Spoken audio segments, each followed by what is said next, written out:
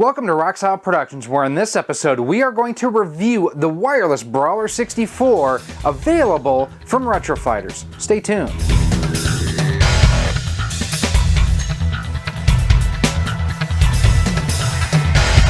Hey everyone, Gary here with Rocksolid Productions, and welcome to another episode. I appreciate you coming by and checking out what we have going on here today.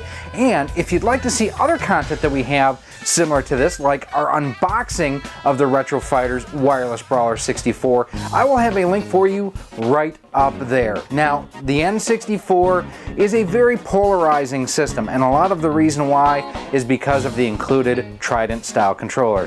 Gamers claim they didn't know how to use it. Do you have to have 3 hands to play the N64 controller? Well, the team over at Retro Fighters has created the Brawler 64, and it is one of those things that really has helped revolutionize the way that you can play your N64 games. Gone is the Trident design, in its place a more traditional gamepad. So what we're going to do in this video is we're just going to test it out. We've already done our unboxing, and again I will have that linked for you down below in a pinned comment where you can check that out. If you want to see how it comes out of the box, what the dongle looks like, how the memory cards fit, so on and so forth, that will be all found in that video. This just going to be about the performance and the gameplay. And what I want to know from you before we get into the gameplay, Smash Brothers behind me launched on the N64. I want to know, who is your character? Who did you play as in the original Smash Brothers? And as it's already loaded and everything, this is where we're going to start our test. Let's go. Do you ever do something so much? Do you ever have something that you enjoy doing so much you have to do it twice? Yeah, I'm having to record this footage twice because I'm an idiot. So the way that I've got everything connected with my N64 is it is my RGB modded system using HD Retrovision cables going to my RetroTink 2X Pro. From there, going to my Hauppauge PVR60 Pro capture card. Normal, right? Well, I guess when I originally recorded, I did not have my RetroTink set to 2x scaling. As such, the Hauppauge will not recognize 240p signals. So all of my video looks like this. Yeah, so we're having to do it again. That's why this video was a little bit delayed for those of you waiting on it. But we do have the great controller here, and we are going to go to the one-player mode, one-player game. And we're going to go to Mario. Now, I'm a button masher when it comes to Smash. I do not know like the secret moves and whatnot like I do on Street Fighter. I try to pull off Street Fighter moves and it doesn't always work. I will say the controls feel, good. Link got himself on that one. Now, I don't remember how to grab someone. And I've never claimed to be the best Smash player out there. I've never even claimed to be a good Smash player. Take that, Link. Oh, no! Oh, no, no, no, no, no! Somehow managed to stay alive there. Oh, and I got blasted. Oh, and I killed myself. Oh! Link also died there. I mean, overall, pretty responsive, pretty good. We're going to move on, though, to a game that defined the N64, and that is 007 Goldeneye. And one of the things I want to check on this game is the sensitivity of the analog stick. It's been said before that Goldeneye 007 is one of the rare occasions where the game is more popular than the movie that inspired it. Now, one of the things that I'm checking out here is, and I'm going to Agent because I suck at this game, as I suck at most first-person shooters, I want to see how touchy the analog stick is here compared to like what I've experienced in the past. If I can make those precise, snipe shots, or if I have issues with it. So there's the analog stick, left, right. Now I'm just gonna push ever so slightly. There's not a lot of deadband around center, so that's pretty sensitive. Yeah, that's pretty sensitive, but I still managed to pull off the headshot there, which is always important. Got him! Let's see if we can get this guy here. Nope, he saw me, dang it.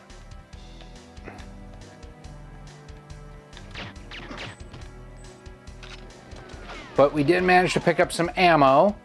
Hopefully we can get the sniper rifle. He may already, yep, he's already on his way up.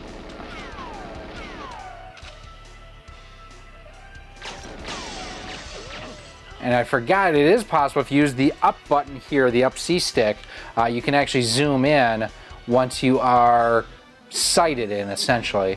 So hopefully that feature, when I get here in a second, will help me be able to get some of the other bad dudes that are down here. Seems like it holds its position just fine once I get it there. It's just the sensitivity to get me to that point is pretty sensitive. So in the RC world, we have a feature we call exponential. And what that means is it adjusts the sensitivity of a controller, whether we're talking about one of the flight sticks or the wheel or the trigger on a radio. And basically, if you add exponential, what it generally does is makes it less sensitive around center. So I would like to add a little bit of exponential around center here to desensitize it a little bit. We got a guy, there he is.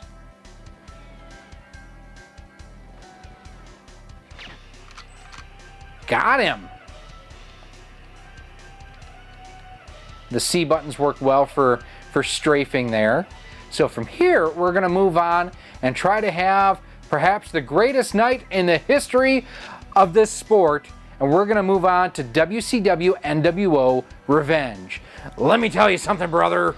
So I'll tell you, in addition to changing games, I've also changed over to the blue controller too. We're gonna go to an exhibition. One of the reasons I like testing on these wrestling games, specifically the WCW games, is instead of the analog stick for your player control, it actually uses the D-pad. So that's a good test of this. So let us have a match at Bash at the Beach, and we are going to battle it out 1 player versus 2 player.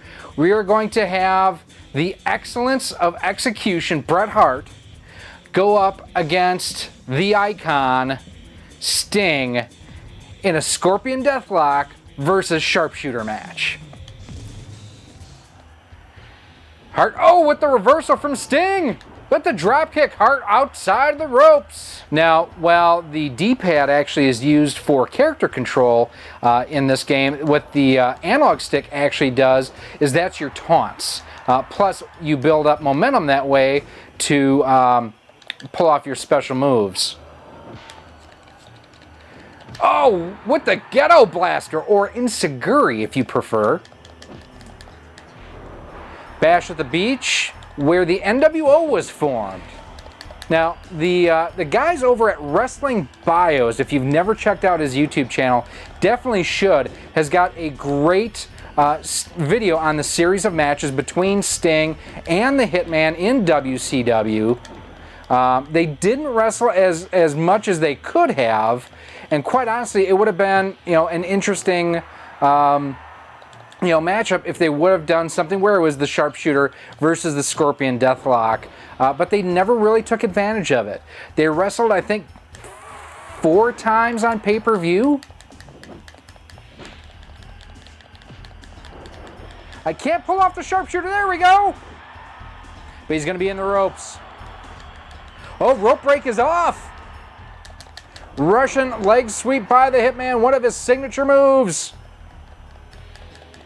How is Sting continuing on here? Oh, with the reversal! Hart rolls out of the way.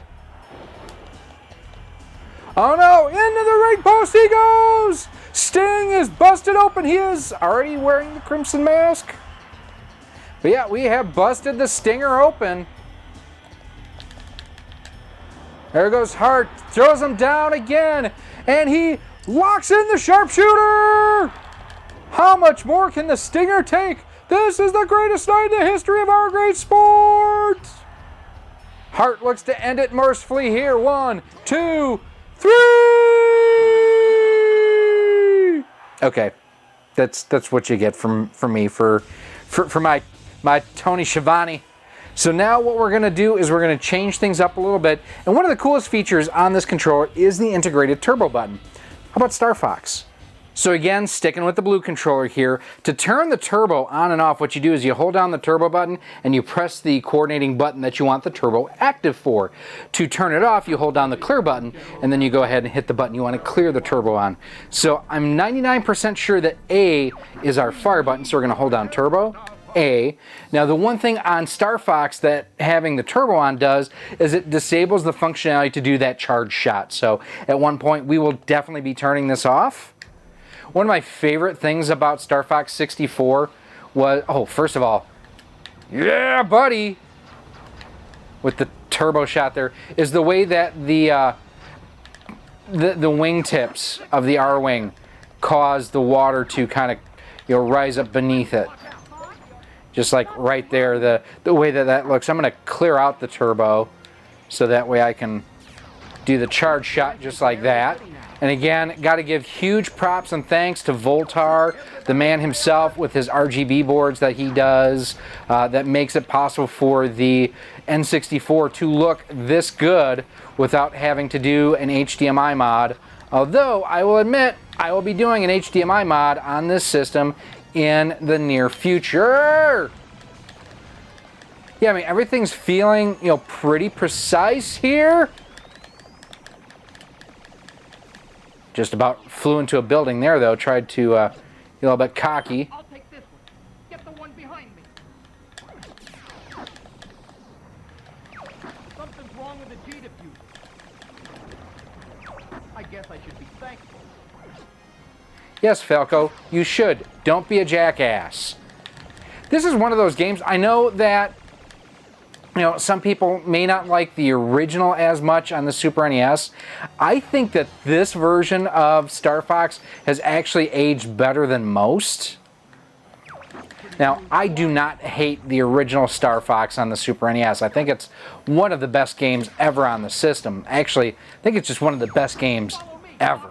But this one definitely has its place. It updates it in all of the right places to look just phenomenal. And the fact that we saved Falco means that we get to take the shortcut. Ooh, got an extra life, yes. How many of you when you were kids called that an extra guy? I'm sure more than a few of you did. Again, I love the turbulence coming off the wingtips for the water. That's such a nice touch. Now for this, I may actually go ahead and turn the turbo back on here in a second. Yeah, I've got to say that this is controlling very well. The sensitivity issues I was feeling on, in Goldeneye, definitely not an issue or apparent here in this game. But then again, different sort of game. It's not quite as dependent on that finite control like what you would get on or want for Goldeneye. Definitely very good. Ooh, got shot there. We're Starfox. Alright, so we're going to try one last game here, and we're going to stick with the blue controller. And it's actually an import game. It's Super Mario 64, but it's the Shindou pack version, which means it would normally support Rumble. Well, this doesn't here.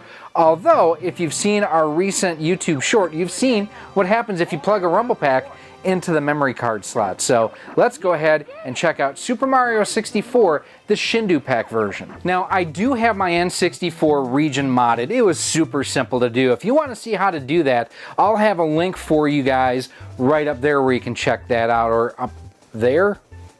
I think because I'm sitting here, it'll be up there. Anyway, in one of the two corners, I'll have a link to how I did it. Super easy to do. Under 15 bucks. There's also the Hyperkin Hyperconvert that'll allow you to do that. That's about $10 more, but you don't have to open up your system. So I absolutely am thrilled that I now have this version of this game in my collection. And down in the lower right hand corner, you see where I'm kind of moving the glove. That little indication there, it tells you that it's the Rumble Pack version. And this is another, you know, kind of tell is that you get this kind of animation, which is not in the normal one.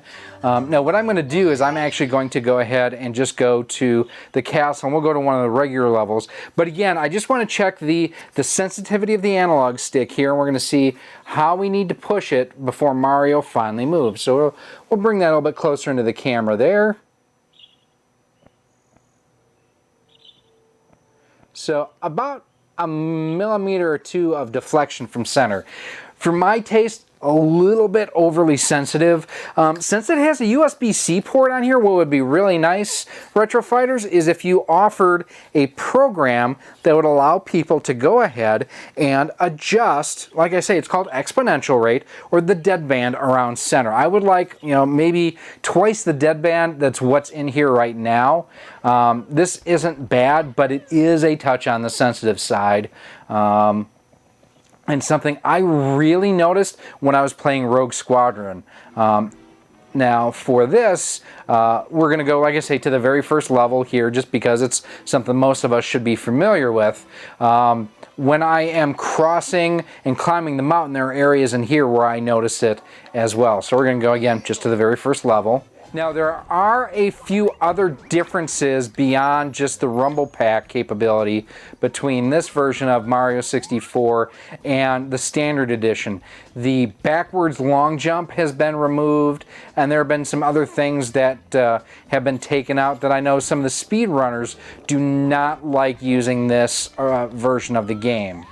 C buttons are working just fine for adjusting the camera. And this is one of the games on the N64 I really find myself adjusting the camera a ton. Oh, I saw that coming as I was in the air. So, and here's another good test right here, is the ability to cross, the boards and the planks like this, without falling off the edge. And here you can see, not a whole lot of input on the controller to make Mario walk slowly.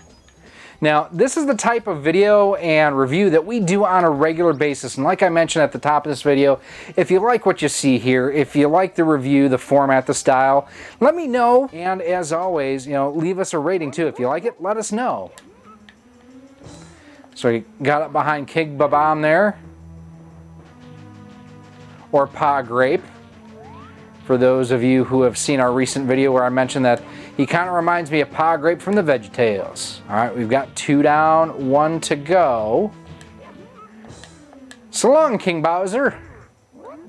Nah, well, that's not what he says there. So now that we have beaten King Babam, let's kind of bring it in a little bit here before we get to our final thoughts. Initial final thoughts, we'll call them here. Super comfortable. Both the blue one and the gray one, really, really comfortable. I do like the way both of these feel in the hand. The button presses feel accurate. I'm not feeling any lag or latency or delay or anything along those lines when I am playing. Turning the turbo on and off, super easy too. Very convenient. Overall, a good quality controller for the N64. Now, things that I wish that could be improved on here. Well, rumble. I don't know why we can't have rumble built into the controllers. It could be a patent thing. I don't know. But it'd be really nice to have rumble built into a wireless N64 controller. And as I mentioned a bit too, having the analog sticks not quite as sensitive would definitely improve things. Now it's time for our final thoughts. So there you have it, my look at the Wireless Brawler 64. What do I think about it? Well, first and foremost, if you liked the wired controllers as far as the fit, the feel, and the performance, you're gonna like this because it feels very similar to what the wired ones did. I love the fact that they are right out of the gate coming available in different colors. We've got the blue one here, the gray. By the time this posts, my red one that I picked up on or back through Kickstarter should be available too. I did feel at times like the analog stick was a little bit on the sensitive side, a little bit more so than what the wired one was, but that may be something that I have to go back and play some more using that to see if it was more, my perception or if it was reality. I know one of the things that they're going to get dinged on, and kind of rightly, is the lack of rumble pack or incorporated rumble into this. Now, I don't know if it is a patent issue as far as why they can't just add rumble to this, if it is, something that they just condensed it down to get the RF boards in here to be able to do the wireless communication. I don't know. What I do know is if they come out with a version 2 with Rumble, look out, because that's going to be phenomenal. Also, and I haven't touched on this yet, it is not compatible with the transfer pack for Pokemon. I'm not a Pokemon player, so that doesn't affect me, but I know there are many of you out there that do like your Pokemon transfer packs and the Pokemon games. Now, if you are looking to pick one of these up, I will have a link down below in our pinned comment right to CastlemaniaGames.com. If they're not in stock by the time that you are viewing this, they will be very shortly, and he'll have all the colors listed there. The cool thing too is you earn rewards when you shop through CastlemaniaGames.com called Castle Cash. Basically, it's his reward program where the more you spend, the more you earn that you can use and save towards future purchases. And it's just like cash too. So if you have $20 in Castle Cash, you have $20 to spend at the castle. You can also use promo code ROCKSOLID10 to save 10% off of most items on the website. Now, if you do have any other comments or questions about the Wireless Brawler 64, about the N64, about my terrible gameplay, or anything modern or retro gaming, as always, you can feel free to email me at rocksolidmail@gmail.com. You can send me a message on Twitter at RockSolidStudios. Send me a message through Facebook, facebook.com/RockSolidProductions, and we're on Instagram at instagram.com/RockSolidProductionsGK. Now, if you want to stay up to date with everything that we have going on here, make sure you go ahead, hit that subscribe button and that bell notification. That way, each and every time we do upload new content, you are kept the most up to date. And the thing that's really weird is 80% of the people who watch our videos are not even subscribed. If you like our content, that's the easiest way for you to be alerted every time we do upload new content. I love this thing. It is really, really good. Just Rumble would be really nice. Now, if you are looking for information on other Retro Fighters projects, stay tuned because links to those videos are coming up right now. Thank you for watching this video. If you would like to support the future of Rock Solid Productions, you can do so by visiting our Patreon page at patreon.com/rocksolid. For as little as $1 a month, $12 a year, you'll get early access to all of our video content, exclusive content, and a whole lot more. You can also become a channel member here on YouTube for as little as $1.99 a month, and with that, you get a badge next to your name when you comment or post on the channel, and you are acknowledged whether you are a channel member or a Patreon supporter at the end of each and every one of our videos. You can also support the channel by visiting our Teespring store on screen now, where we have t-shirts, sweatshirts, hoodies, masks, cell phone cases, and much more. Again, thank you for watching, and I hope to see you soon.